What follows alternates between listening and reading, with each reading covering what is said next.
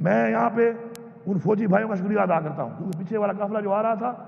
اس میں آپ کا بیٹا بھی تھا، میرا بھائی بھی تھا، وہ ریٹائر فوجی بھی ہے، ہمارے بوس ہیں پی ایم منسٹر، پیچھے بھی آئے دوسرے قافلے میں، کچھ میرے ساتھ تھے۔ میں ان کا شکریہ ادا کرتا ہوں فوجی بھائیوں کا کہ جب ہمارے لوگ گئے، اپنے لوگوں کو بھی سلام پیش کرتا ہوں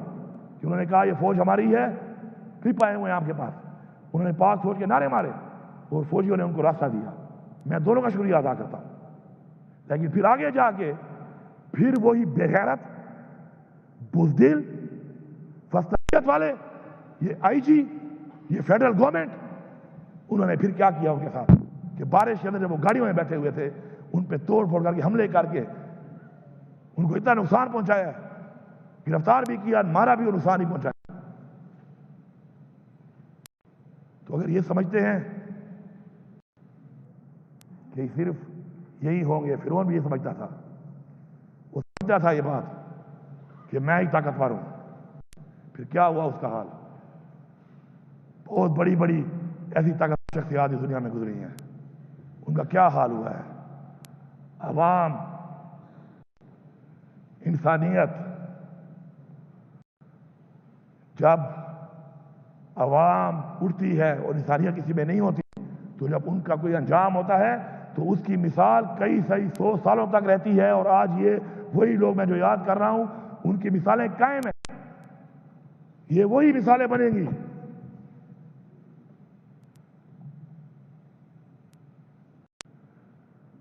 میں یہاں پہ یہ بتانا چاہتا ہوں آپ سب لوگوں کو، آپ کے ذریعے باقی سب کو، کہ میرے سارے پاکستانیوں، جو بھی منافق ہے اس نظریے کے ساتھ، اللہ اس کو غرق کرے، اللہ اس کو غرق کرے۔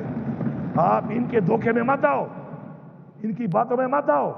یہ گھبرا گئے ہیں آپ سے، ان کی ٹانگیں کانپ رہی ہیں آپ کا جذبہ دیکھ کر، آپ کا اتحاد دیکھ کر، آپ کی ٹیم دیکھ کر، آپ کا جنون دیکھ کر۔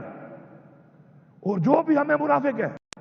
اپنی پارٹی کے ساتھ، نظریے کے ساتھ، عمران خان کے ساتھ، میں برملا کہہ رہا ہوں، یہ اللہ کے کلمے لکھے ہوئے ہیں، اللہ کا کلام، اللہ تعالیٰ اس کے خاندان کو غرق کرے، اس سے بڑی بات نہیں ہے۔ میں کسی سے بھی نہیں کہتا کہ مجھ سے وہ معذرت کرے کسی نے اگر غلط بات کی ہے تو، کیونکہ وہ میرے بھائی ہیں، لیکن ان کے تفوضات جو میں نے بتائے، جو میں نے بات کی، اس جہان بھی میرا گریبان، اگر اس میں ایک بات بھی چھوٹی ہو، اور اس جہان بھی میرا گریبان آپ کے لیے حاضر ہے، آپ پکڑ سکتے ہیں، لیکن آپ اس چیز کا حصہ نہ بنیں۔ آپ کو بہکانے والے، چاہے وہ اندر والے ہیں چاہے وہ باہر والے ہیں، وہ منافق ہیں، منافقوں سے بچو۔ اتحاد کے ساتھ